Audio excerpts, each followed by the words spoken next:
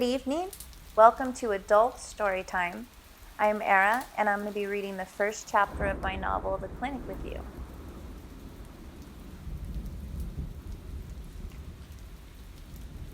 Chapter 1, My Life, My Choice.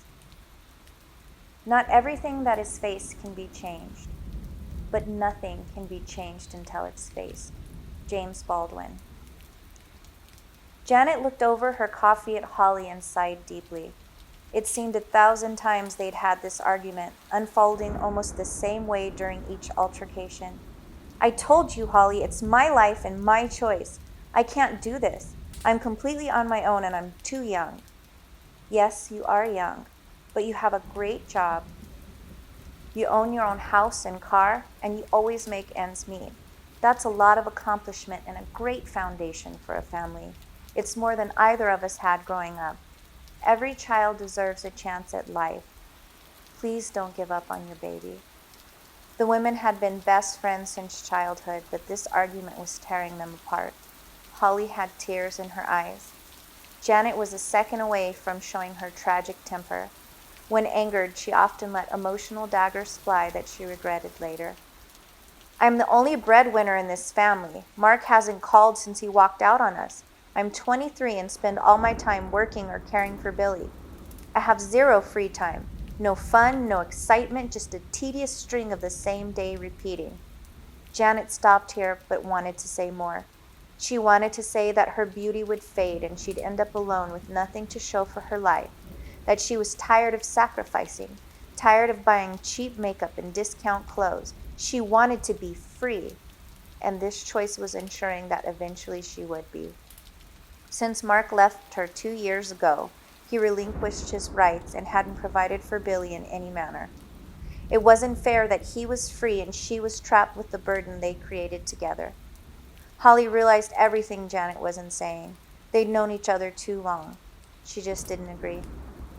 All life is sacred, especially the life of your child, regardless of their age. Although she tended to be a little vain and selfish, Janet was raising Billy to be an amazing person, and Holly was sure she could continue taking care of the family on her own without anyone else's help. Termination shouldn't be an option, but unfortunately it was. Holly and Janet always found themselves on different sides of this issue, and now it was too close and too real. If Janet went through with this, Holly would never forgive her. Janet got up from the kitchen table and put her mug in the sink. It was a dismissal, and Holly understood it clearly. She took her own mug to the sink, grabbed her purse, and went to the front door. Aunt Holly! Billy ran from the bedroom and into Holly's arms. What are you doing here so early? Are you guys planning my birthday party? No, we were visiting a little bit. What do you want for your birthday? Holly looked down at the slim little boy in her arms. He was beautiful, with large dark eyes and soft brown hair. He always had a smile and a hug for everyone. Holly had never known a person so full of love and joy. He was an amazing blessing. If only Janet could see that children were gifts, not burdens. I really want a puppy, but Mommy says they're too much work and I'm too little to help. So I think I would be okay with a toy puppy, especially if it could walk and bark. That'd be really cool. I love puppies. Billy was jumping from foot to foot excitedly. He paused for a moment, then continued. Oh, and a dinosaur cake. Can I please have a dinosaur cake with a big 5 on it and a toy puppy? Billy turned to look at Janet. Please, Mommy.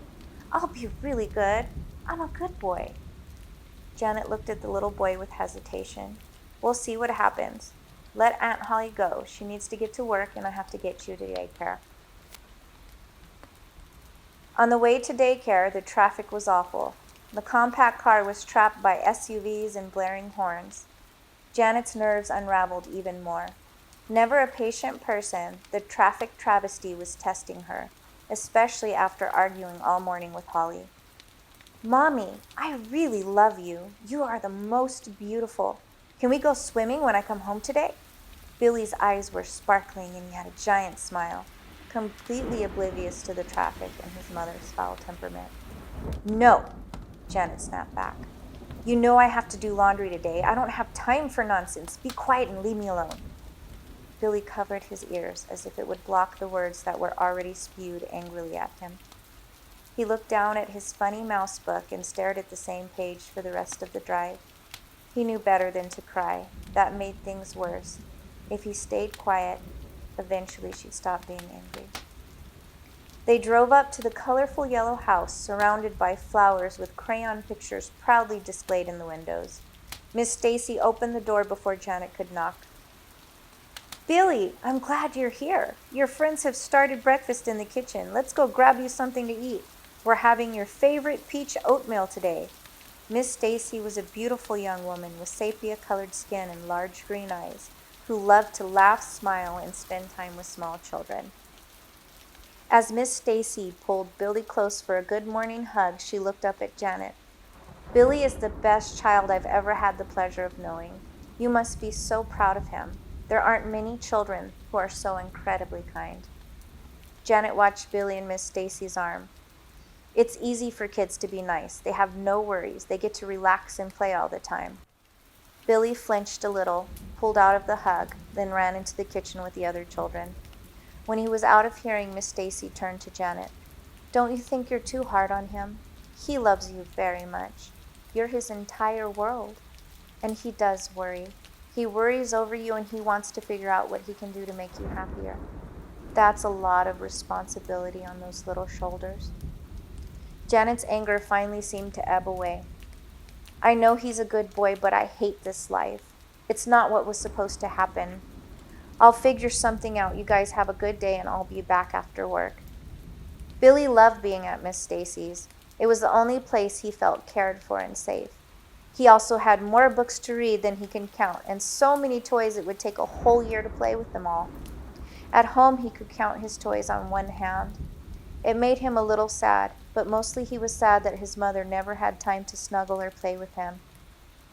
He remembered his mother holding him close and singing to him with her beautiful voice when he was little. It was a softly faded memory that seemed to disappear more each time she screamed at him. "Billy, let's play with the pizza set," Raina called from the art-making table. Billy ran over to the pretty girl with black hair fluffed like a happy cloud. "Sure, am I making or buying?"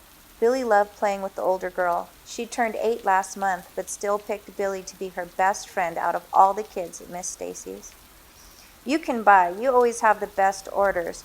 Raina rolled out Play-Doh on the plastic pizza tray. Billy ran and found an old wallet full of Monopoly money in the toy box. He wanted to make sure he could afford Raina's tasty Play-Doh pizza.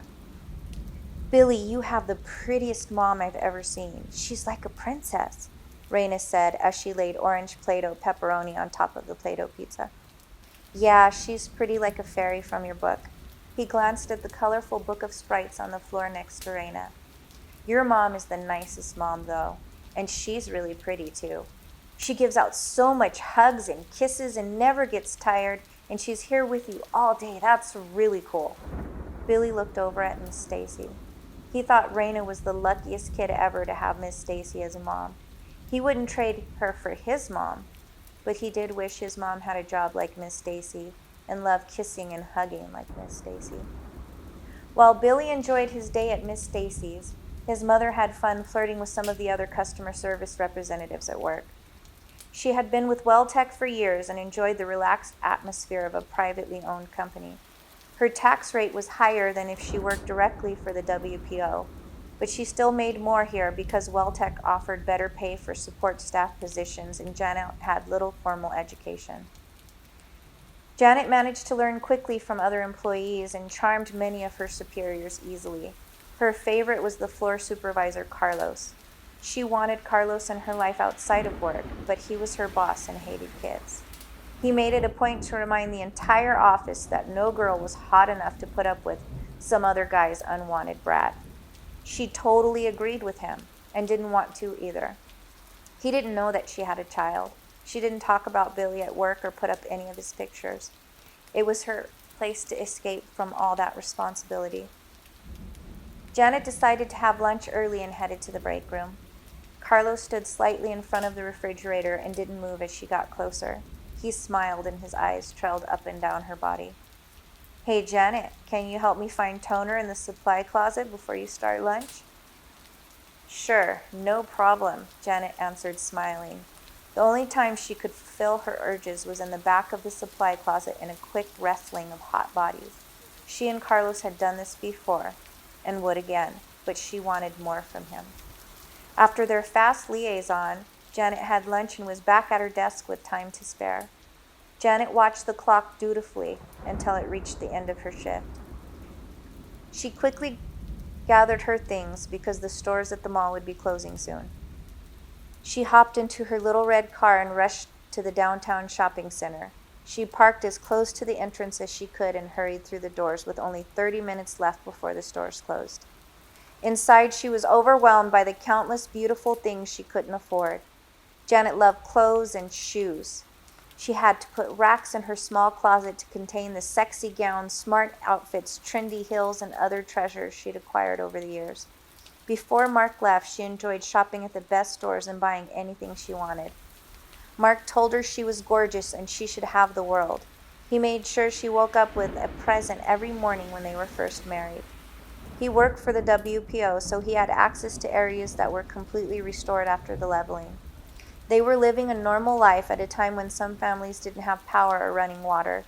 Since Janet was a girl, she knew her looks would get her the life she deserved. Janet remembered her mother brushing her golden hair in front of the small cracked mirror in the dirty bathroom when she was a little girl, saying, "Janie, you're pretty. Be careful who you choose. You can have anyone. Don't get with some drunk deadbeat like I did. Get yourself a real gentleman, one of those that works hard and treats you nice." It was days after this talk that Janet's father beat her mother to death before ending his own miserable life. She was spared from going with them by using a trap door that went under the house and squeezing herself far back into a murky corner in a pile of dirt. She had to stay completely quiet while she heard her father murder her mother and then tear the house apart, frantically looking for her. She didn't make a sound, even when the rat crawled next to her or she noticed the large spider web on her arm. She knew Daddy was the most terrifying thing, and she had to stay hidden to be safe. She was there for 3 days before anyone found her. "Oh God, what the hell happened here? There are pieces of people all over this living room." A young officer cried and gagged as he walked into Janet's house on that long ago day. "I think it's one person, Tony, the lady of the house. I found her husband hanging in the garage. There's a few toys lying around and a small cot next to the bed, but I can't find a child anywhere." "God, no, Lou. You don't think this is the remains of a mother and child?" "Hey, take a deep breath and assess the situation as if you're trying to help these people, not with a mind full of panic. The pieces look like they would make a woman. I don't see anything small enough to be part of a child. I'm going to look around outside and talk to the neighbors. If we're lucky, the kid wasn't here." Janet could hear people talking in the house above her, but it seemed like a faraway dream. Her throat was dry and closed. She was too tired to open her eyes. She was also afraid they might be like Daddy. "Lou, have you found any sign of the kid?" "No, but I called Braxton at the station and asked him to bring his canine." Braxton arrived on the scene quickly. His furred partner went almost immediately to a back corner of the house on the right, barking and pawing at the ground. The officers had seen a trap door that led to a crawl space under the house in that area earlier, but didn't see anything during their first inspection. Tony ran back inside the house to the trap door. He inched through the tight space beneath the house until he spotted Janet. She was motionless. Tears flowed down Tony's face as he pushed himself through the crawl space to reach the little girl. He knew he had to pull himself together before the guys saw him. But the child looked like a broken angel. This was all so sick. When Tony grabbed Janet, she tried to scream in terror, but only a small cry emerged from her parched lips. "Hey, sweetie, it's okay. We're here to take care of you." Janet promised herself she would never let another man mistreat her. She would find a good man like her mother talked about. She thought she had found that special gentleman in Mark, but now he was gone and she was alone. Her looks not enough and their child not enough for him. She came back to the present and spotted a toy store. She was still deciding what she wanted to do about Billy and his birthday. Sometimes she could feel love for him, but other times she had so much bitterness and anger it blocked out everything else. Janet never felt happy and couldn't remember the last time she had. When Billy was very little, she adored holding him close and his sweet baby smell. Then Mark abandoned them and destroyed the enchantment. Mark was promoted to a high-level position at WPO and felt that he would do better without her, that he should be married to a WPO official. After that, her savings ran out and she had to go back to work. She didn't have enough qualifications for a good WPO position, so she worked for an independent business paying a crushingly high tax rate. No matter how much she worked, it seemed she never had enough time or currency to enjoy life anymore. Slowly, she began to resent Mark for leaving them, and Billy for the burden he was to her. She walked up to the toy store and saw a fuzzy brown puppy in the window. The box said it walked and barked. It even wagged its tail. It was what Billy had asked for. She didn't buy him things very often. He would outgrow them, so it was a waste of money in Janet's eyes, but she was considering the puppy. "Hey, Janet, what are you doing here?" Angelica was walking out of the toy store with her husband, who owned the company Janet worked for. They both had armfuls of packages. "Nothing, just looking at the display," replied Janet. "Do you have any children? You've never said anything." Angelica looked quizzically at Janet, as she couldn't conceive of having a child and not bragging about it to everyone. "No, looking for a friend's kid, but I don't know what to buy." Janet wasn't ready to have a conversation about Billy, especially with Welltech's owner and his wife. "Kids are wonderful. They love pretty much anything. We have 4 and they keep every day fun and exciting. Well, at least exciting," Angelica said and smiled, while George snuggled close to her, laughing.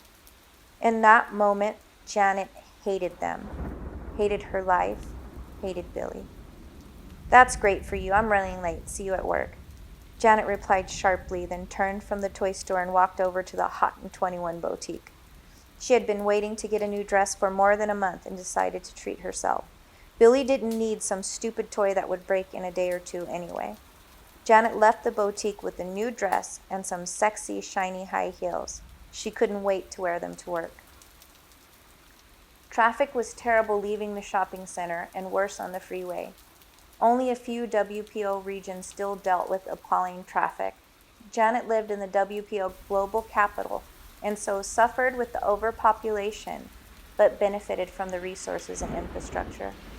Janet arrived over an hour late at Miss Stacy's place. Billy was looking out from the kitchen window when she pulled up. It made her angry, the way he constantly looked to her, like his world depended on her.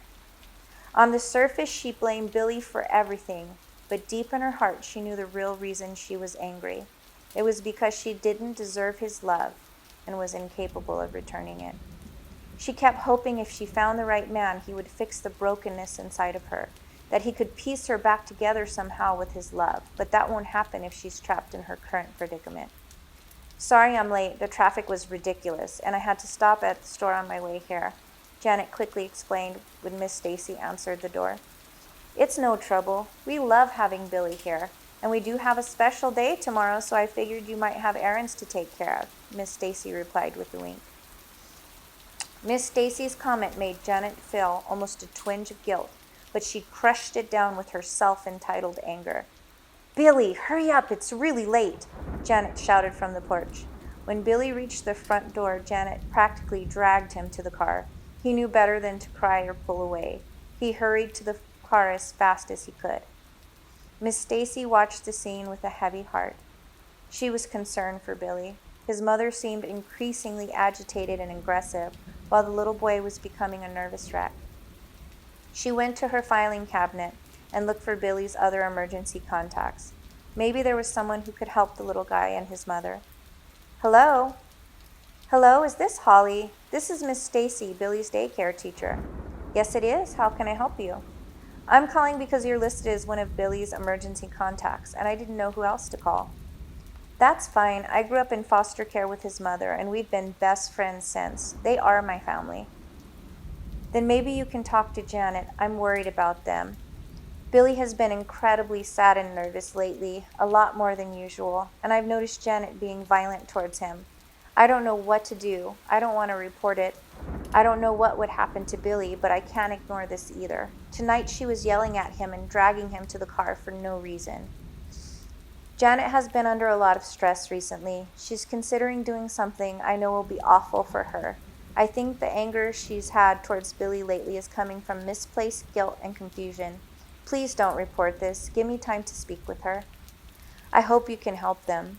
Billy is one of the kindest souls I've ever met, and he deserves better than what he's been dealing with. Let me know if I can help in any way. Thank you so much. You've been wonderful to Billy and Janet. I really think this is just something she's going through, and hopefully we can help her through it.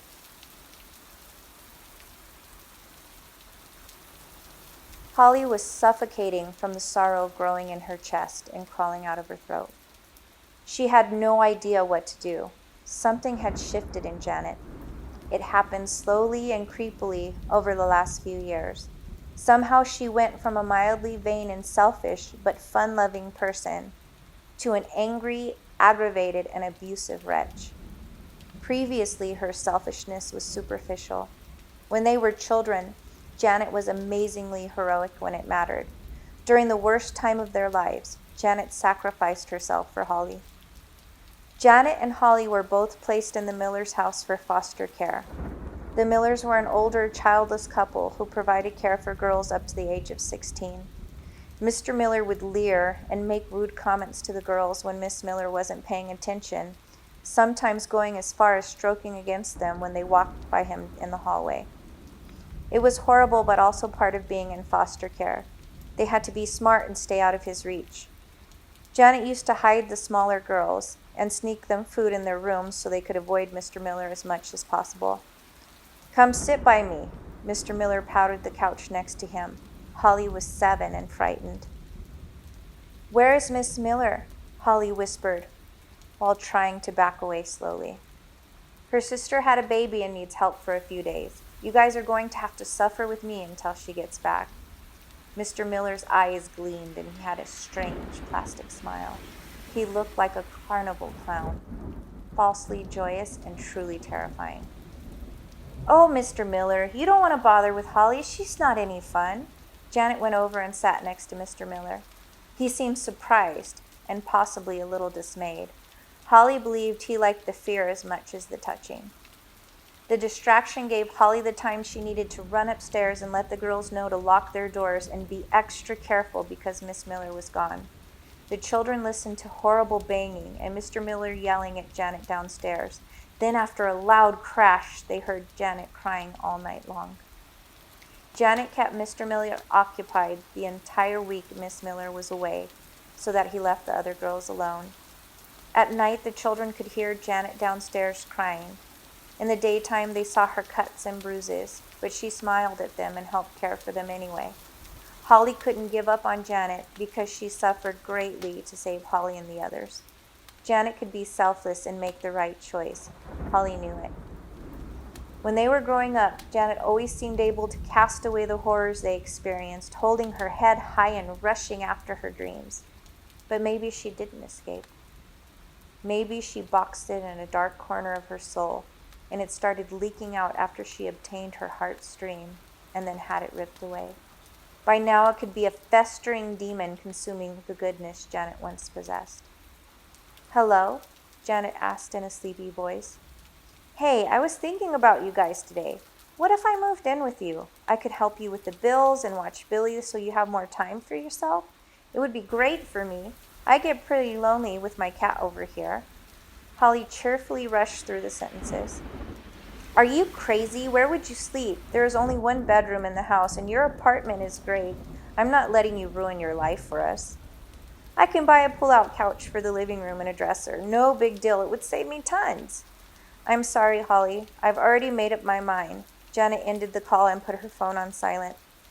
Then she carefully deleted and blocked Holly on her phone, email, and social media accounts. Holly was no longer part of her life. She needed to look to the future.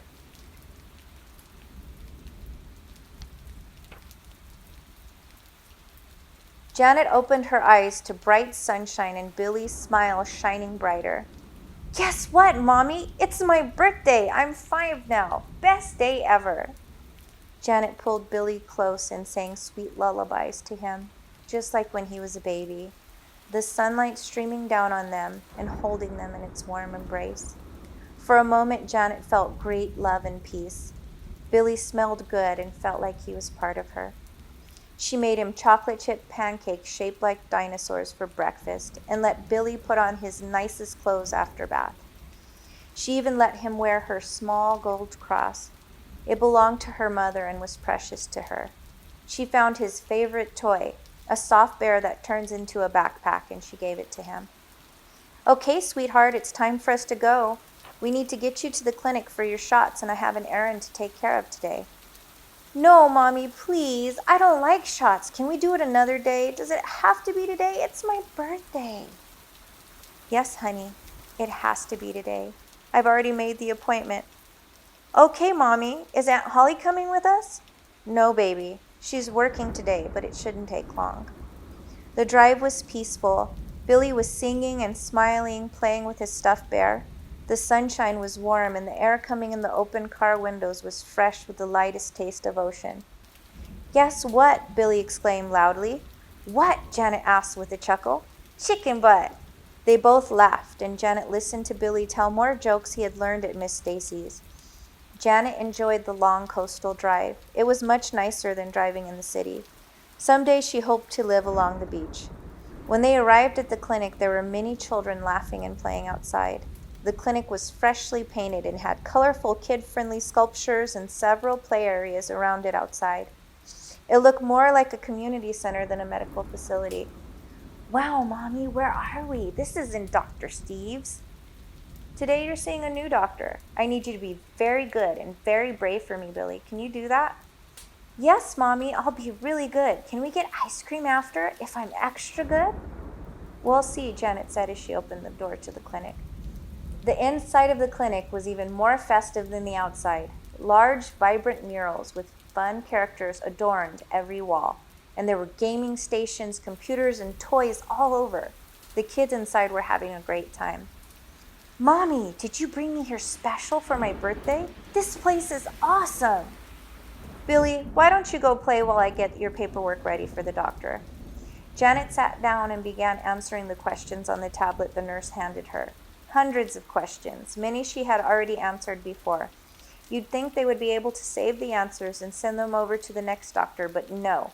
She always had to fill them out each time, even when they visited the same doctor. Billy Thomason? A nurse called out into the room. Janet searched the waiting area and found Billy playing with building blocks surrounded by 3 other children. He made friends easily. She took Billy by the hand and led him over to the nurse. Miss Thomason, would you like to take Billy back, or do you want me to? The nurse asked kindly. You better take him. He'll be very brave and very good, he promised me. But Mommy, you're making me get shots alone? Why, have I been bad, Mommy? Please come with me, Billy asked with his face wrinkled in worry. No, honey, I need to take care of something while you get your shots. Go be brave for me, okay? Okay, I will. I love you so much, Mommy. I love you too, sweetheart. Let's go, Billy. The doctor's waiting for you. The nurse had Billy follow her back to an examination room. The doctor was already there waiting for them. Hey, Billy, let's make this quick, the doctor said cheerfully. I'm going to give you a shot, and then you lie down and take a nap for a little while until the medicine is done. This is a lot of medicine, and it takes time, so you have to be very still, okay? Okay. The doctor gave Billy a shot, and within a few minutes he felt very sleepy. The nurse brought over a bag of liquid, and the doctor put an IV into Billy's leg. The veins in his arms were too small. Even though he was sleepy, he screamed and cried, Mommy, I want my mommy. Please let me go. Help, it burns. No one outside the room heard Billy's cries. The rooms in the clinic were soundproofed. The nurse strapped Billy down to the examination table. They would come back later when the IV was done, and they were sure he wouldn't wake again. The nurse noticed his beautiful cross. She reached over and took it off him, then put it in her pocket. Janet drove home in a daze. She didn't know what to do. She decided the first thing she wanted was a real date with Carlos. Now she didn't have to lie about not having kids. She called him from the car on the drive back. "Carlos, what are you doing tonight after work?" Janet asked while cruising along the stretch of highway on the last leg home. "I was going to have a few beers with the guys. Why? Are you finally available outside of work?" Carlos sounded amused and excited. "Yep, I'm completely free and I have the hottest new dress I'm dying to wear." "It won't stay on long if you go out with me," Carlos chuckled. "I don't care. Let's go dancing tonight." Janet felt her heart fluttering. She could finally focus on herself, and the future was a party waiting to be enjoyed. She knew a lot of people were against termination, but it was her life and her choice to make. So that was the first chapter of The Clinic, and I think one of the really interesting things about this novel is every chapter is a complete story, but they all weave together to give you this otherworld vision that I have. I look forward to seeing you next week for chapter 2, and until then, I hope this story keeps you up at night.